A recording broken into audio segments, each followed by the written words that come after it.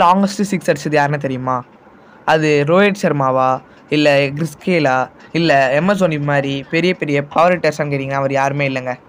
அதை அடித்தவர் பேர் சாயித் அஃப்ரிடி.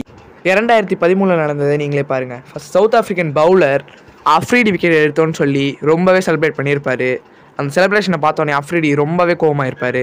அது மட்டும் இல்லாமல் சவுத் ஆஃப்ரிக்கன் ஃபேன்ஸு பிளேயர்ஸ்னு சொல்லி எல்லாருமே ரொம்ப செலிப்ரேட் பண்ணியிருப்பாங்க அஃப்ரிடி விக்கெட் எடுத்ததுக்கு. ஆனால் ஒரு ட்விஸ்ட் நடந்தது. பவுலர் போட்டது நோ பால்னு தெரிய வந்ததுக்கப்புறம் அம்பையர்ஸ் எல்லாரும் நோ பால்னு கொடுத்தாங்க. மொத்த கோவத்தையும் சேர்த்து வச்ச அஃப்ரிடி திரும்ப கிரீஸ்குள்ளே வந்தார். வந்து அடுத்த ஃப்ரீட்டில் கிடச்ச அந்த பாலையே 6 அடித்தாருங்க. அந்த 6 தான் the longest 6 in cricket history. 158 metre போயிருக்குங்க அந்த 6. எப்படிங்க அஃப்ரிடி மாஸ் ரிவெஞ்ச் கொடுத்தாரா? அஃப்ரிடி அடித்த இந்த 6 பற்றி நீங்கள் என்ன நினைக்கிறீங்கன்றதை